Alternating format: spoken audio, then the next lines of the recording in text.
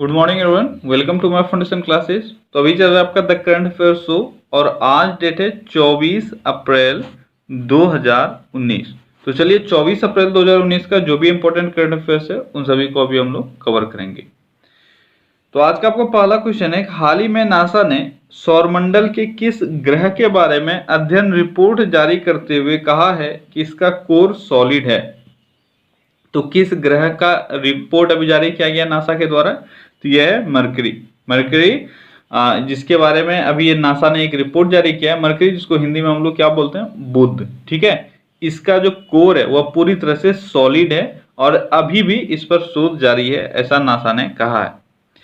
अगला क्वेश्चन है कि जापानी अंतरिक्ष एजेंसी जाक्सा द्वारा बुध ग्रह के शोध के लिए छोड़े गए यान का क्या नाम है? तो जाक्सा जो जापानी स्पेस एजेंसी है उसने बुध के शोध के लिए जो उपग्रह छोड़े हैं, सॉरी जो यान छोड़े हैं, उसका नाम क्या है? उसका नाम है बेपी कोलंबो। क्या नाम है उसका? बेपी कोलंबो। तो देखो जाक्सा यहाँ से जापान का स्पेस एजेंसी हो गया जाक्सा और ईएसए। ठीक है, जाक्सा प्लस ईएसए इन दोनों ने मिलकर एक संयुक्त रूप से एक यान छोड़ा है जिसका काम है बुध का जानकारी इकट्ठा करना। ठीक है, और इस अभियान के तहत 2025 तक बुध ग्रह तक पहुंचने की संभावना भी जताई गई है। अब यहां से जाक्सा और ईएसए दोनों का फुल फॉर्म आपको पता होना चाहिए। जाक्सा क्या है? ये जापान एरोस्पेस एक्सप्लोरेशन एजेंसी। क्या है? जापान एरोस्पेस एक्सप्लोरेशन एजेंसी, ये है जाक्सा। और ईएसए ये हो गया यूरोपियन स्पेस एजेंसी। इन दोनों ने मिलकर बेपी कोलंबो किसके लिए छोड़ा है? ये छोड़ा है बुध ग्रह के लिए। अगला क्वेश्चन है, किस देश ने हाल ही में राष्ट्रीय कृत्रिम बुद्धिमत्ता रणनीति 2031 को अपनाया है? तो हाल ही में कृत्रिम बुद्धिमत्ता यानी आर्टिफिशियल इंटेलिजेंस रणनीति 2031 किसने अपनाया है? ये अपनाया है यूएई ने। किसने? यूएई ने इसको अपनाया है। अगला क्वेश्चन है कि निम्नलिखित में से किस टीम ने हाल ही में संतोष ट्रॉफी 2019 का खिताब जीता है? संतोष ट्रॉफी 2019 का खिताब किसने जीता? ये जीता गया सर्विसेज के द्वारा। सर्विसेज की टीम ने अपने विजयी अभियान को जारी रखते हुए पंजाब को 1-0 से हराया। 1-0 से हराकर छठी बार, ये भी आप याद रखना, 6th टाइम, छठी बार संतोष ट्रॉफी अपने नाम किया है। ठीक है, और इस बार जो सर्विसेज जीता है, एकमात्र गोल किया गया था, अभी मैंने बताया 1-0 से ये जीता है। ठीक है, एकमात्र गोल क्या, वो भी किसके द्वारा? विकास थापा के द्वारा। किसके द्वारा किया गया था? विकास थापा के द्वारा। 61वें मिनट में इसने एक गोल किया और ये सर्विसेज के लिए जीत दिलाने वाला गोल बन गया। अगला क्वेश्चन है कि London school of economics and political science ने किस भारतीय अर्थशास्त्री के नाम पर असमानता का अध्ययन करने के लिए एक नया चेयर स्थापित करने की घोषणा की है? यह है अमर्त्य सेन। कौन है? अमर्त्य सेन। तो London school of economics and political science ने भारत के अर्थशास्त्री नोबेल पुरस्कार विजेता अमर्त्य सेन के सम्मान में असमानता का अध्ययन करने के लिए एक चेयर यानी अध्ययन पीठ का गठन किया है।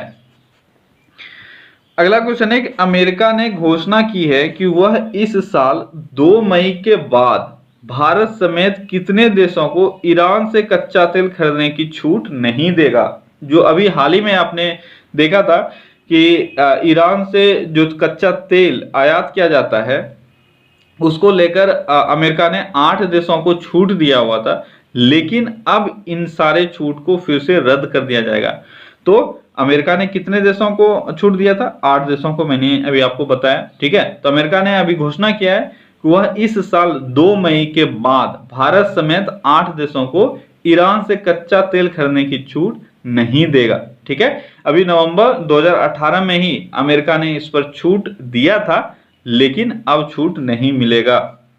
अगला क्वेश्चन है कि अरब लीग ने किस देश के लिए $100 मिलियन की प्रतिबद्धता जाहिर की है? तो अरब लीग ने किस देश के लिए $100 मिलियन की प्रतिबद्धता जाहिर की है? यह फिलिस्तीन। ठीक है, कौन सा देश है? फिलिस्तीन, इजराइल का पड़ोसी। तो अभी आपको पता होगा कि इस वर्ष के शुरुआत में ही इजराइल ने फिलिस्तीन के लिए कर हस्तांतरण पर रोक लगा दिया था, जिसको देखते हुए अरब लीग ने फैसला लिया और फिलिस्तीन के लिए $100 मिलियन की प्रतिबद्धता जाहिर की है अरब लीग ने। अगला क्वेश्चन है, किस देश में ईस्टर के मौके पर हुए धमाकों के बाद 22 अप्रैल 2019 की आधी रात से देश में आपातकाल लगाने की घोषणा कर दी गई है? तो अभी ये बहुत ही एक चर्चा का विषय रहा है, क्योंकि भारत के बाद अब श्रीलंका में, ठीक है, श्रीलंका में आतंकी हमला हुआ है और वो भी ईस्टर के मौके पर हुआ है, ईस्टर के मौके पर धमाका हुआ है। तो इसके बाद 22 अप्रैल 2019 के आधी रात से ही श्रीलंका में आपातकाल की घोषणा कर दी है, ठीक है। अगला क्वेश्चन है कि निम्नलिखित में से किस दिन विश्व पुस्तक एवं कॉपीराइट दिवस मनाया जाता है? विश्व पुस्तक एवं कॉपीराइट दिवस कब मनाया जाता है? ये मनाया जाता है 23 अप्रैल को। विश्व भर में 23 अप्रैल को विश्व पुस्तक एवं कॉपीराइट दिवस मनाया जाता है। इस अवसर पर संयुक्त राष्ट्र शैक्षिक, वैज्ञानिक और सांस्कृतिक संगठन यानी यूनेस्को द्वारा पढ़ने, प्रकाशन और कॉपीराइट संबंधी कार्यक्रम आयोजित किए जाते हैं। तो इसमें कौन होता है इसका होस्ट? ये होता है यूनेस्को। यूनेस्को द्वारा ही ये कार्यक्रम आयोजित किया जाता है। अगला क्वेश्चन है कि रेलवे स्टेशन के सबसे लंबे नाम का रिकॉर्ड जो 58 लेटर्स के हैं वह किसके पास है? तो नाम आप देख सकते हो, इसको पढ़ना पॉसिबल नहीं है, ठीक है। और आपको अगर पढ़ना है तो आप इसको स्पेलिंग लगाकर इसका पढ़ सकते हो। अगर इसका आपको नाम समझ में आ जाए तो फिर आप मुझे भी बताना, ठीक है। लेकिन आप याद रखो, एल से शुरू हुआ है और CH पे खत्म हुआ है, ठीक है। यहाँ पे आपको LLA दिख रहा है शुरुआत में। अगर कभी भी एग्जाम में मुश्किल है ये पूछा जाना कि नाम क्या है, ठीक है। आपको जब भी पूछा जाएगा ये पूछा जाएगा कि किस देश का है या कहाँ का है। लेकिन आपको अगर कभी पूछ लिया जाए तो आप शुरू का 2-3 लेटर याद रखो और लास्ट का 2-3 लेटर याद रखना, आपका काम हो जाएगा। क्योंकि आपसे एग्जामिनर ये एक्सपेक्ट नहीं करेगा कि आपको पूरा नाम याद हो। इसमें टोटल कितने लेटर्स हैं ये आपसे पूछा जा सकता है। कितने हैं? ये हैं 58, ठीक है। 58 अक्षर को जोड़कर ये शब्द बनाया गया है, रेलवे स्टेशन का नाम है और सबसे लंबा नाम का रिकॉर्ड है। कहाँ का है ये है वेल्स का, ठीक है। अगला क्वेश्चन है कि भारत के चुनाव आयोग ने देश में चुनावी मौसम के दौरान मतदाता द्वारा मतदान की वास्तविक समय पर उपलब्धता देखते हुए देश भर के मतदाताओं के लिए अप्रैल 2019 में डैश ऐप लॉन्च किया है। तो यह है वोटर टर्नआउट, ठीक है। ECI यानी भारतीय निर्वाचन आयोग, इलेक्शन कमीशन ऑफ इंडिया ने 19 अप्रैल 2019 को वोटर टर्नआउट ऐप लॉन्च किया है, ठीक है। देश में चुनावी मौसम के दौरान मतदाता द्वारा मतदान की वास्तविक समय पर उपलब्धता देखने के लिए देश भर के मतदाताओं के लिए यह मोबाइल ऐप लॉन्च किया गया है। एप्लीकेशन निर्वाचन अधिकारियों द्वारा एकत्रित वास्तविक समय की जानकारी को कैप्चर करता है, जिसके बाद यह अनुमानित योगों की गणना भी करता है।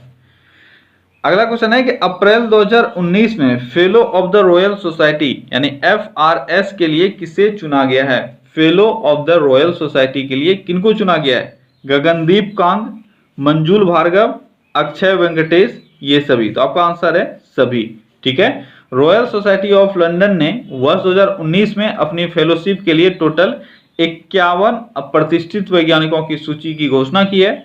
उसमें आपका जो भी नाम ऊपर आया हुआ है ये सब नाम आपके लिए इंपॉर्टेंट है, आप याद रखना। इसमें हम लोगों ने पहले देखा था गगनदीप कांग। गगनदीप कांग पहली भारतीय महिला हैं जिन्हें fellow of the royal society के लिए चुना गया है। तो ये भी आपके लिए बहुत ही इंपॉर्टेंट है। और उसके बाद ये सभी नाम जो आप देख रहे हो ये इन सभी को चुना गया है। गगनदीप कांग, मंजुल भार्गव, अक्षय वेंकटेश, इनके साथ साथ टोटल 51 प्रतिष्ठित वैज्ञानिकों को इस सूची में जोड़ा गया है। अगला क्वेश्चन है कि अप्रैल 2019 में नासा की उड़ान सुविधा से किस देश का पहला उपग्रह रावण 1 अंतरिक्ष में लॉन्च किया गया? रावण 1, तो ये है श्रीलंका का। श्रीलंका का पहला, ये भी याद रखना आप कौन सा है। तो श्रीलंका का पहला उपग्रह है रावण 1। क्या नाम है इसका? रावण 1। तभी अब हाल ही में आपने देखा था नेपाल ने भी अपना पहला, अमेरिका की मदद से अपना पहला उपग्रह छोड़ा था, जिसका नाम क्या था? जिसका नाम था नेपीसेट, आई थिंक नेपीसेट या नेपाल सेट, इस तरह का नाम था उसका, ठीक है। आप कमेंट में करो, मुझे एग्जैक्टली याद नहीं आ रहा है, ठीक है। नेपीसेट आई थिंक वही नाम था। तो तो अभी श्रीलंका ने भी अपना पहला उपग्रह छोड़ दिया है और इसका नाम क्या है, इसका नाम है रावण 1। ये ज्यादा इंपॉर्टेंट है, आपको याद रखना ही पड़ेगा, ठीक है, रावण 1। और नासा की उड़ान सुविधा से अंतरिक्ष में इसने लॉन्च किया है और इसका वजन ऑलमोस्ट है 1.05 kg, तो बहुत ज्यादा वजन नहीं है, ठीक है। 1.05 किलोग्राम का यह उपग्रह है और जीवन काल इसका लगभग 1.5 वर्ष का होगा। कितना होगा? 1.5 वर्ष का। अगला क्वेश्चन है कि इनमें से किस संस्थान को एपीएसी में 12वां और क्यूएस कार्यकारी एमबीए रैंकिंग 2019 में वैश्विक स्तर पर 61वां स्थान दिया गया है? तो एपीएसी क्या हुआ? ये हुआ Asia Pacific region college. Asia Pacific region college इसमें 12वां रैंक और क्यूएस एग्जीक्यूटिव एमबीए रैंकिंग जो ग्लोबल स्तर पर है उसमें 61वां रैंक प्राप्त हुआ है। किसको? ये हुआ है आईआईएम बेंगलोर को। अगला क्वेश्चन है कि पेटेंट और व्यवसायीकरण के लिए शीर्ष व्यक्तिगत की श्रेणी में 2019 के लिए राष्ट्रीय बौद्धिक संपदा पुरस्कार से किसे सम्मानित किया गया है? किसको किया गया है? ये किया गया है बेनी एंटनी को। बेनी एंटनी को। ये अर्जुन नेचुरल लिमिटेड के संयुक्त प्रबंधक निदेशक हैं, ठीक है, बेनी एंटनी। और 2019 के लिए शीर्ष व्यक्तिगत और पेटेंट के व्यवसायीकरण की श्रेणी में राष्ट्रीय बौद्धिक संपदा पुरस्कार से इनको सम्मानित किया गया है। क्या नाम है इनका?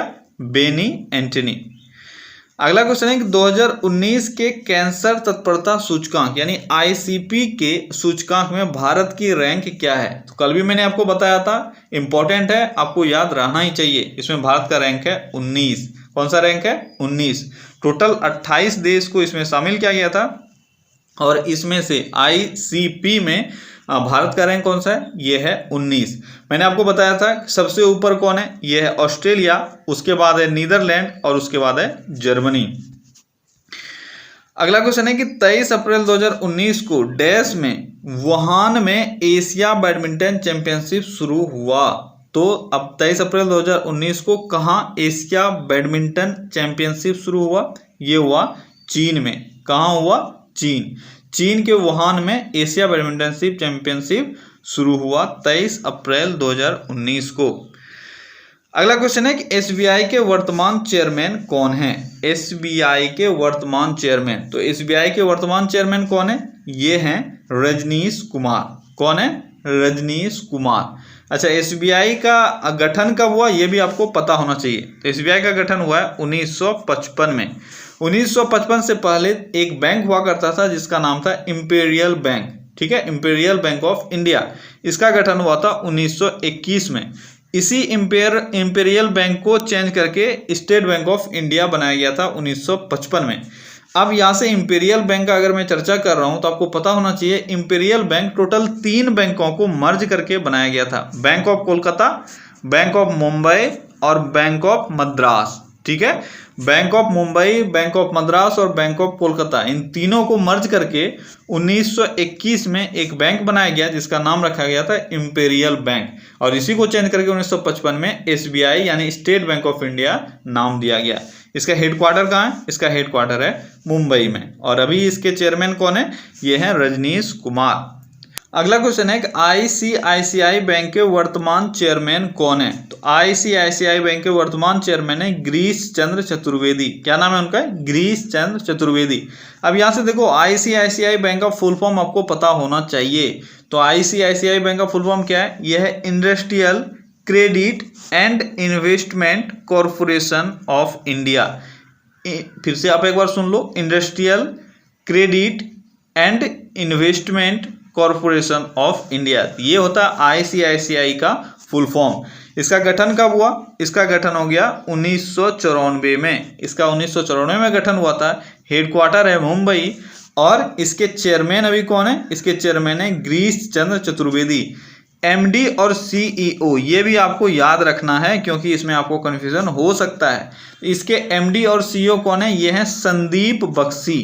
कौन है? संदीप बख्शी इसके एमडी और चेयरमैन हैं, लेकिन इसके एमडी और सीईओ हैं, ठीक है, लेकिन इसके चेयरमैन कौन है? गिरीश चंद्र चतुर्वेदी, ठीक है। ये दो बातें आपको क्लियर रहनी चाहिए। अगला क्वेश्चन है कि बैंक ऑफ बड़ौदा के वर्तमान चेयरमैन कौन है। बैंक ऑफ बड़ौदा यानी बीओबी, इसको शॉर्ट में हम लोग बीओबी बोलते हैं, इसके वर्तमान चेयरमैन कौन है? ये है हसमुख अधिया। कौन है? हसमुख अधिया। बैंक ऑफ बड़ौदा का गठन हो गया था 1908 में। 1908 में सयाजी राव गायकवाड़ के द्वारा। किसके द्वारा? सयाजी राव गायकवाड़। ठीक है, गायकवाड़, इनके द्वारा 1908 में बैंक ऑफ बड़ौदा का गठन किया गया था। इसका हेडक्वार्टर कहाँ है? इसका हेडक्वार्टर है बड़ोदरा, गुजरात में। कहाँ है? बड़ोदरा, गुजरात में। और इसके भी एमडी और सीईओ, ये आपको याद रखना है, वो है जया कुमार। कौन है? जया कुमार। तो जया कुमार इसके एमडी और सीईओ हैं और हसमुख अधिया इसके चेयरमैन हैं। ठीक है, तो देखो अभी जो मैंने आपको बताया ये सब तीन बहुत ही इंपॉर्टेंट बैंक है जिसको आपको याद रखना है। फर्दर जो भी आगे इंपॉर्टेंट होगा वो सब मैं आपको बताता चलूंगा, आपको टेंशन नहीं लेना है। अब यहां से आपको एक और चीज याद रखना है, इन सब बैंक का जो टैगलाइन है वो, तो सबसे पहले मैंने आपको बताया था एसबीआई। एसबीआई का बहुत सारा टैगलाइन है, ठीक है, लेकिन आपके लिए जो सबसे इंपॉर्टेंट है वो है प्योर बैंकिंग नथिंग एल्स। एक सबसे पहला प्योर बैंकिंग, आप नोट डाउन कर लो, प्योर बैंकिंग नथिंग एल्स। ठीक है, ये सबसे इंपॉर्टेंट इसका टैगलाइन है, बहुत बार एग्जाम में पूछा भी गया है, प्योर बैंकिंग नथिंग एल्स। ये इंग्लिश में एक टैगलाइन है, ये किसका है? एसबीआई का। ठीक है, दूसरा टैगलाइन एसबीआई का ही है, दूसरा इसका है with you all the way. With you all the way, ये है दूसरा टैगलाइन इसका। तीसरा है the national bank on us. The nation bank on अस, ये है तीसरा, द नेशन बैंक ऑन अस। और चौथा है a bank to common man. क्या है? A bank to common man, ये है इसका चौथा टैगलाइन। और पांचवा टैगलाइन इस एसबीआई का अगर बोले तो ये है the bankers to every Indian. The bankers to every Indian, ये 5 टैगलाइन है जो आपको याद रखना है। फिर से मैं एक बार रिपीट कर देता हूं, प्योर बैंकिंग नथिंग एल्स, ये पहला था। दूसरा with you all the ways. तीसरा है the nation bank on us. चौथा है a bank to common man. और पांचवा है the bankers to every Indian. ये है इसका 5 टैगलाइन जो आपको याद रखना है। अब दूसरा है आईसीआईसीआई बैंक का, जो मैंने आपको अभी बताया, इसका क्या है? हम है ना ख्याल आपका। क्या है आईसीआईसीआई बैंक का? हम है ना कॉमा ख्याल आपका। ठीक है, हम है ना ख्याल आपका। और तीसरा मैंने आपको अभी बताया था बीओबी, बैंक ऑफ बड़ौदा, इसका क्या है? India's international bank. बीओबी का टैगलाइन क्या है? India's international bank. तो ये टैगलाइन भी इंपॉर्टेंट है, आप याद रखना इन सभी को। ठीक है, चलिए अब देखते हैं जो कल मैंने आपको क्वेश्चन पूछा था उसका सही आंसर। उसका सही आंसर है क्रिस्टीना कोच। क्या है? क्रिस्टीना कोच, जो एक महिला अंतरिक्ष यात्री हैं जिन्होंने 328 दिन तक अंतरिक्ष में रहने का रिकॉर्ड ये बनाएंगी। ठीक है, अगला क्वेश्चन है, आज का क्वेश्चन ऑफ द डे है कि अप्रैल 2019 में यूक्रेन में राष्ट्रपति चुनाव में किसने जीत हासिल की? अप्रैल 2019 में यूक्रेन में राष्ट्रपति चुनाव कौन जीता, ये आपको कमेंट में बताना है। ठीक है, ओके फ्रेंड्स, तो आज के सेशन में बस इतना ही। चलिए कल फिर से मिलते हैं अगले सेशन में। Till then take care, bye bye.